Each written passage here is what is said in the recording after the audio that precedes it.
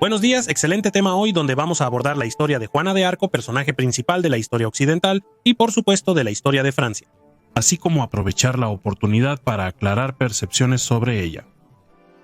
Sin embargo, quiero tranquilizar a los amantes de la historia de Francia y otros, johanista que me observa. Aquí se trata de corregir algunos errores comunes así como de proporcionar detalles sobre ella, y no de derribar a un personaje o un símbolo cualquiera. Juana de Arco, o Santa Juana de Arco para los católicos, es un personaje envuelto en misterios y leyendas. Por ende, suele ser descrita como una pastora lorena, pobre y analfabeta. Siguió voces celestiales que supuestamente le ordenaron expulsar a los ingleses de Francia. ¿Esta descripción coincide con el personaje histórico? Veámoslo juntos. Adicionalmente, surgen otras interrogantes sobre ella que responderemos, como sus orígenes, que algunos consideran nobles, incluso reales, sobre sus supuestas habilidades que solo podrían provenir de una educación noble, o incluso en cuanto al papel que realmente jugó, que algunos autores minimizan y otros generalmente maximizan según su sensibilidad. La epopeya de Juana de Arco está bien documentada, principalmente gracias a los dos juicios que enfrentó. El primero la condenó y ejecutó en 1431, y el segundo la rehabilitó, varios años después de su muerte, a mediados de 1455, gracias a estos dos juicios que permiten el acceso a las fuentes primarias y basándome en el trabajo de los historiadores. La perspectiva que comparto hoy se basa en reunir un paquete de elementos cuyos nombres se indican en la descripción. Bien, entremos pues en el meollo del asunto. Primero que nada, un poco de contexto.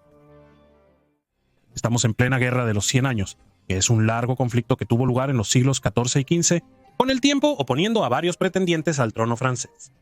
Provenientes de dos grandes dinastías feudales, la dinastía Plantagenet, ya dueña de Inglaterra y de varios territorios en Francia. La rama Valois de la dinastía capetiana reinó en Francia desde el siglo X. En este contexto, durante el reinado de Carlos VI de Francia, nace Juana de Arco en 1412. Eso se supone, ya que las últimas no estaban seguras de su edad cuando se les preguntó durante su juicio. Juana de Arco nació en Domremy, un pueblo situado en la Meuse. En aquel tiempo técnicamente no pertenecía a Lorena. Bueno, simplemente porque la Lorena de esa época no era la misma que tenemos el placer de admirar hoy. El mapa de lealtades de la zona era complejo, dividido entre el Reino de Francia, el Duque de Borgoña y el Sacro Imperio Romano Germánico. Domremy en tiempos de Juana estaba dividida en dos. Por un lado, el norte del pueblo donde nació dependía de la Châtellenie real de Vaucouleurs, fiel a los Valois. Posteriormente será leal a Carlos VII, heredero al trono francés y delfín. El sur del pueblo dependía del Barrois-Mouvent, territorio que históricamente también dependía de Francia. Todo esto cerca de los territorios borgoñones y en la frontera de Lorena, que entonces formaba parte del Sacro Imperio Romano Germánico. Juana crece en un entorno leal a la corona francesa, administrativamente complejo y marcado por la guerra. Por lo tanto, Lorena no era en ese momento la pobre pastora a veces presentada. Ella no era pobre. Su padre, Jacques d'Arc, le dio su apellido. Como habrás adivinado, no solo era labrador, es decir, un propietario y operador de tierras, sino también el decano de Domremy, es decir, en resumen, una especie de alcalde. A pesar de vivir de la tierra, no era pobre y gozaba de un estatus social importante en su territorio. ¿Y qué hay de la pastora? Bueno, su padre no solo no era pastor. Ambos juicios señalan que ella no se veía a sí misma como pastora, ni era considerada así por los habitantes de su pueblo. Entonces, ¿de dónde obtenemos esta imagen? La respuesta es simple. La pastora guiando su rebaño es un símbolo recurrente del cristianismo que representa pureza y simplicidad. De hecho, en aquel tiempo se decía, por ejemplo, que los obispos cumplían un oficio pastoral, un término originalmente asociado con los pastores. Los partidarios de Juana y los Valois difundirán esta imagen tras su muerte con fines políticos y para legitimar a Carlos VII. Alrededor de sus 13 años, en 1425, Juana comienza a escuchar voces, frecuentemente acompañadas de visiones, dicho sea de paso. Una precisión importante, ya que la experiencia fue aún más impactante, guiándola para encontrar al delfín Carlos VII y participar en el conflicto. ¿Pero por qué? En 1420 se aprobó el Tratado de Troyes, aprovechando la inestabilidad mental del rey de Francia, Carlos VI. Este tratado deshereda a Carlos VII y ofrece el reino al rey inglés Enrique V tras la muerte de Carlos VI en octubre, 1422. Carlos VII no acepta el tratado, al igual que muchos señores y nobles franceses. El capitán de Vaucouleurs es uno de ellos. A pesar del apoyo escocés y algunos triunfos, los franceses son derrotados cuando los combates se intensifican. La batalla decisiva de Verneuil deja a Carlos VII en una situación complicada, obligándolo a retirarse detrás del baluarte natural del Loira, y más precisamente en Bourges. La joven Juana logra llegar a Vaucouleurs para reunirse con Robert de Baudricourt, capitán del castillo. Él la manda a casa al principio, pero ella insiste, y finalmente le da su oportunidad en febrero 1429 después de haberla hecho exorcizar. Solo eso para asegurarse de que no fue enviada o poseída por fuerzas maléficas. Después de superar esta prueba, Baudricourt, menos escéptico, le prepara un equipo militar y una escolta, permitiéndole partir a finales de febrero hacia el Loira. A principios de marzo, Juana de Arco llega a Chinon, donde se encontraba entonces Carlos VII, apodado el Rey de Bourges, desde su retiro.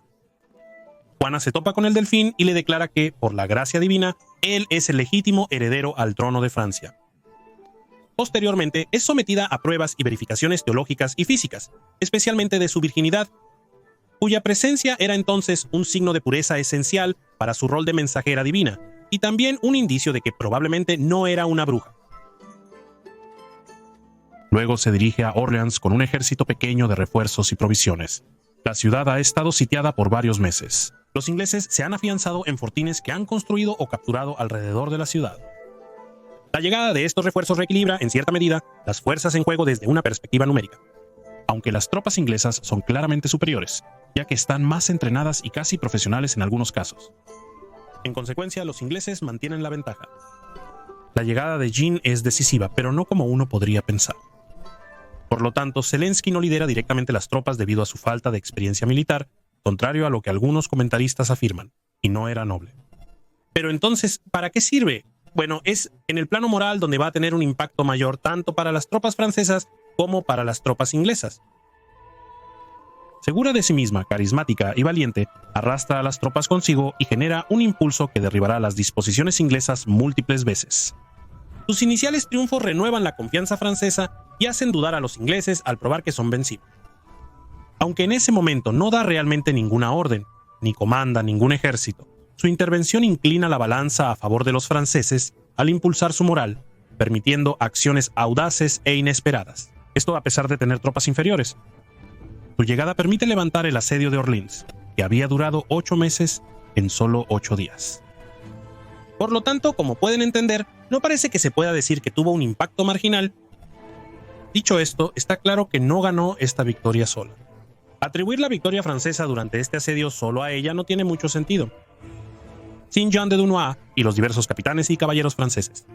Sin el apoyo de las tropas y el notable coraje de los habitantes de Orleans, movilizando sus recursos para defender la ciudad. Sin la valiente resistencia de la ministra urbana, esta victoria no habría sido posible.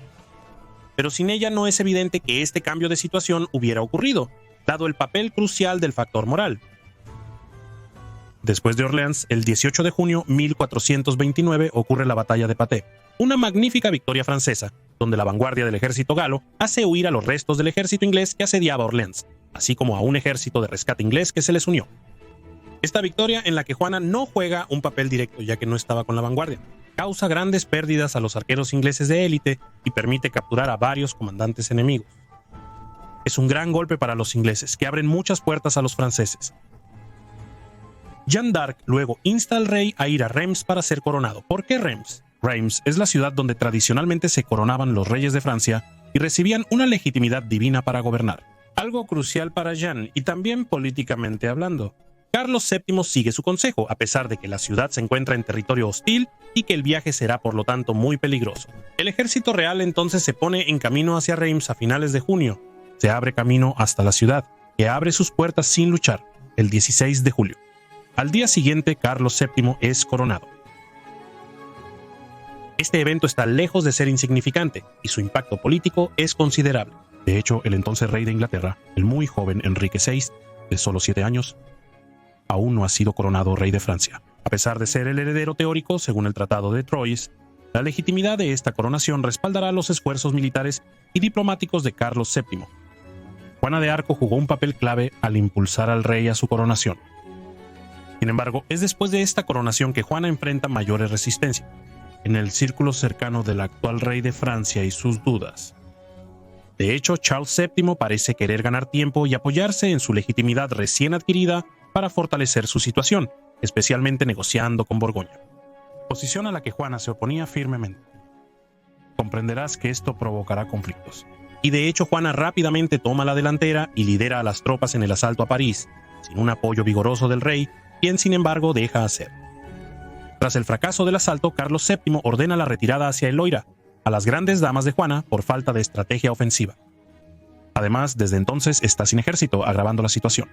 Pero gracias a su carisma, cualidad esencial del personaje, logra movilizar a un grupo de voluntarios. Los dirige en escaramuzas, no sin mucho éxito. Su falta de recursos y habilidades militares reales sin duda juegan un papel importante en todo esto. En mayo de 1430, tras pasar un tiempo con el rey Carlos VII, ella se va de la corte sin despedirse, una evidente muestra de su frustración. Y se lleva consigo un nuevo grupo de voluntarios que logra movilizar nuevamente para levantar el asedio de Compiègne, asediado por los borgoñones. Cuando les decía que ella era particularmente carismática y confiada en su misión, aquí tienen una ilustración. Pero el 23 de mayo, 1430, durante un intento de salida, las cosas salen terriblemente mal y las tropas se retiran en desastre hacia la ciudad. El capitán a cargo de la defensa de Compiègne, buscando preservar la ciudad, cierra las puertas tras dejar entrar a la mayor cantidad de tropas posible. Pero Juana de Arco llega tarde y queda encerrada fuera de las murallas con otros rezagados, permitiendo al Borgoñón capturarla. Años más tarde, algunos creen que el capitán fue un traidor, pero los contemporáneos explican la situación por un simple hecho de guerra, y los historiadores actuales parecen también descartar la hipótesis de una traición. De hecho, el capitán de Compiègne defenderá valientemente la ciudad hasta la llegada de un ejército leal a Carlos VII que la rescate y nunca será destituido. Un factor adicional descarta una traición por parte de los borgoñones. Desde entonces, Juana es cautiva de los borgoñones. Carlos VII no hace mucho esfuerzo para liberar a Juana de Arco, posiblemente pensando que tiene tiempo de negociar un rescate, como era común en esa época. Está bastante contento de no tener temporalmente a Juana en el camino, principalmente para negociar con Borgoña sin problemas. Otras perspectivas sugieren una ingrata voluntad del rey de deshacerse pura y simplemente de Juana, basándose especialmente en el mutuo enfado que parecía existir entre los dos y la falta de vigor en la acción de Carlos VII. Los borgoñones venden a Juana a los ingleses en 1430, quienes la trasladan a Rouen para juzgarla. Un juicio cuyo objetivo es en resumen desacreditarla y así desacreditar al que ella hizo coronar, el rey Carlos VII. Los compañeros de la doncella, activos desde su captura, intentarán liberarla con vigor. Varios de ellos, como Dunois, Poton-l'Exintrail y La Hire, sabiendo el propósito del juicio, asisten con el apoyo económico de Carlos VII. Es crucial aclararlo considerando las hipótesis previas, incluso intentar un golpe de mano para liberar a Juana de prisión. La misión fracasa y algunos de sus compañeros son capturados. El papel del rey de Francia en este asunto no es claro y al menos carece de energía. Sin embargo, hablar de abandono o traición no parece tan claro como se creía. Antes de investigar más, Charles VII aparenta no tener una estrategia ni visión coherente en varios aspectos, sin siquiera hablar de su indecisión y su tibieza característica. De hecho, y esto es solo mi comprensión del tema, la hipótesis de un negligente laissez-faire y un craso error de cálculo político me parece la más coherente con el personaje. Las otras hipótesis no son absurdas. Si tienen otras opiniones, compártanlas en los comentarios. El juicio comienza en enero de 1431 y dura varios meses. Contrario a lo esperado, está lejos de ser expeditivo o arbitrario en su forma y se realiza con método, a pesar de que el resultado esperado es bastante claro. Después de un largo procedimiento, una abjuración dudosa de Jeanne y su supuesta recaída, finalmente es condenada por dos cosas: herejía y uso de ropas deformes, inapropiadas para su sexo, entiéndase ropa de hombre. No obstante, no se le condena por brujería, pese a los rumores. No se establecieron conexiones ni se presentaron pruebas durante el juicio sobre prácticas de esa naturaleza. Haciendo una pequeña digresión, me sorprendió la coherencia y solidez de sus argumentos durante este juicio. Y eso a pesar de su corta edad. Según ella, Jean solo tenía unos 19 años durante el juicio. Cuando vemos que a la misma edad, la mayoría tiende más a emborracharse. Terminar contando tus mocos a las 3 am en la mesa de la cocina es ciertamente impresionante. Su elocuencia y coherencia impresionan aún más considerando las numerosas presiones que enfrenta. Tanto en las audiencias como fuera de ellas, los ingleses vienen a maltratarla y humillarla incluso en plena noche. Al leerla y ser consciente del contexto que la rodea, nos damos cuenta de cuán profundas son sus convicciones y cuán sincero parece su enfoque. De hecho, les invito a leer el juicio si pueden para formarse su propia opinión. Si les interesa, les dejé el enlace a una versión en línea en la descripción. Eso es todo para el paréntesis. El final del juicio no es menos terrible para la joven, que es enviada a la hoguera. El 30 de mayo 1431, en Rouen, Juana de Arco muere quemada viva.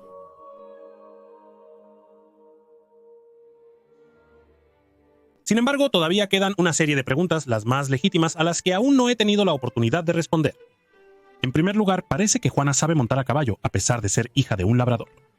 Así que, como algunos de ustedes, me pregunté por qué. La hipótesis más probable es simple. Probablemente ya ha montado los animales de tiro de su padre durante sus viajes. Entender los caballos de tiro y otras burras. Montar a caballo apto para la batalla, especialmente en armadura, es mucho más impresionante y diferente. Pero una buena parte de esta dificultad proviene del temor que uno puede tener al montar a caballo. Evidentemente, Juana no mostraba temor ni duda en muchos aspectos. Por ende, es posible que su ánimo también haya influido en esto. ¿Sabía leer y escribir?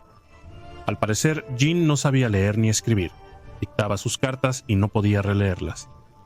Esta es también la hipótesis que acepta la historiadora Colette Bon, aunque ella aclara que es posible que se haya familiarizado poco a poco y de manera superficial con algunos aspectos de la lectura. ¿Hablaba el francés de la época después de su llegada a la corte del Delfín? Sí, pero con un acento y algunos elementos del dialecto de su región de origen. El apodo de doncella de Orleans se le dio a Juana de Arco probablemente en el siglo XVI, mucho después de su vida. En vida se la conocía como la doncella, que no necesariamente significa virgen, aunque parecía serlo, pero designaría, según los usos lingüísticos de la época, a la chica o joven mujer. Finalmente, Jeanne expulsó a los ingleses de Francia, como lo dice la leyenda. Como habrán comprendido, aquí tampoco aplica. Al morir, París, que había intentado tomar sin éxito, sigue bajo control inglés. Aún queda mucho por recuperar. Por otro lado, su intervención es decisiva e inicia un verdadero cambio en la dinámica de la guerra, como hemos visto. De hecho, las tropas inglesas permanecerán en el Reino de Francia hasta 45 años después de la muerte de Juana, casi medio siglo. Juana de Arco es un personaje histórico extraordinario por sus acciones, carácter e impacto en la Guerra de los 100 años. Ella fue una estrella fugaz de la historia, brillante y breve a su manera. Y sí, díganse, aunque al final solo hay poco más de un año entre su partida de Vaucouleurs a finales de febrero de 1429 y su captura en Compiègne en mayo de 1430. Su intervención fue tan importante que su nombre quedó inscrito en el mármol de la historia. Pero hay otra razón importante por la que Juana de Arco siempre se menciona tanto y genera debates apasionados. Desde su llegada a Vaucouleurs, ella es utilizada como una figura y herramienta política. Por lo tanto, las perspectivas sobre ella, incluso las de la época, como he observado en mis lecturas, son sistemáticas y muy claras. Partió con un objetivo militante. Por lo tanto, va mucho más allá del simple sesgo. El objetivo no es contar, sino más bien convencer. Así, ya sea para acusar o alabar sus hazañas, muchos relatos sobre su tema toman libertades con lo que pudo ser la realidad. A pesar de los numerosos elementos disponibles sobre la epopeya de Juana de Arco, como les dije en la introducción, no siempre es fácil leer entre líneas, incluso para algunos historiadores. Por lo tanto, también debido a su uso y su naturaleza política, las recuperaciones del personaje han sido y siempre son particularmente simples. Todo y su contrario se han escrito sobre ella, y eso desde sus primeros éxitos. Así es posible hacer pasar a Jeanne por casi lo que uno quiera, eligiendo los detalles que convienen, sin necesariamente preocuparse por la credibilidad de la fuente, su contexto, ni siquiera por la coherencia del conjunto. Para concluir, aclaro que todos los lados políticos tienen este tipo de atajos, antes de que algunos lo hagan. En algún momento se buscará explotar el personaje de Juana de Arco. Espero que hayas disfrutado este episodio. Si es así, coméntalo. Ofrecí la mejor perspectiva posible según nuestro conocimiento actual. El tema es complejo, como habrás notado. ¿Sabes cómo apoyarnos? Los enlaces útiles están en la descripción. Finalmente doy la bienvenida a los nuevos miembros del canal y me despido hasta pronto.